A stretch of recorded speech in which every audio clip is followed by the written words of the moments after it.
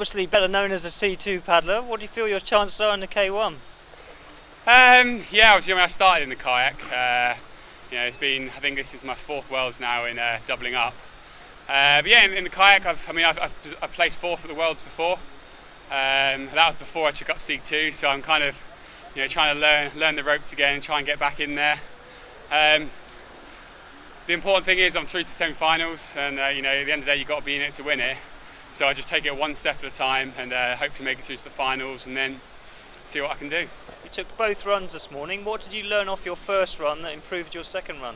I learned that the judges don't always get it right.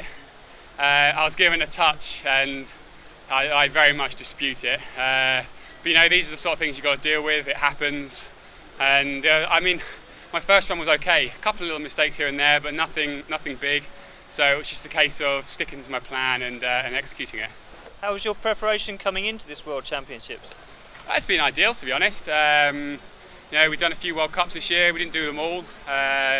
It's a good bit of race practice, and then I had some good solid blocks at home training. Also a few training camps out here. So yeah, to be honest, everything's been ideal. And what are your aspirations in the C2? I think whenever David and I go into races in C2, we want a medal, and we want to win. We've won gold, silver, and bronze in, across all sort of different competitions. And although C2 has taken a bit of a back seat this winter and this summer for us in terms of training, we're still paddling very well, and we still expect a lot from ourselves. So hopefully we can get up there and go one better than London last year. And how do you find this course in particular? It's always fast and furious here, especially in kayak. It always ends up being very, very close together. All the times are very tight. So I think in the semi-finals tomorrow, it's going to be some fast and furious racing, and you're going to have to do a very, very good run to get into the finals. On a different note, what makes a great canoe slalom course? It's just completely different. Somebody asked me the other day what's my favourite course, and I don't particularly have one. Prague here is probably much smaller than say London, but it's still very technical.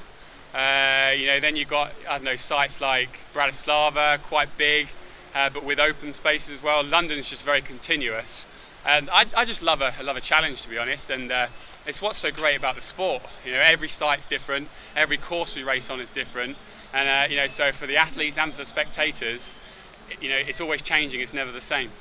Lee Valley was obviously a focal point of the Olympic Games. There's potential that the the Rio Games, the canoe slalom course might be moved 700 miles away. Yeah. What are your thoughts on that?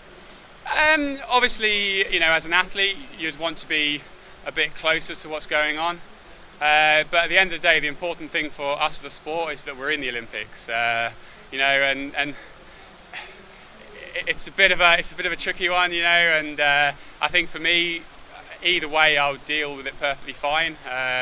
But if they did move us to FOS, I think as a sport we need to get something out of it, whether it's another medal or more athletes. I think we need to look into it seriously and look forward to Rio, whatever happens. Okay, thank you for your time, and we wish you luck in the rest of the competition. Thank you very much.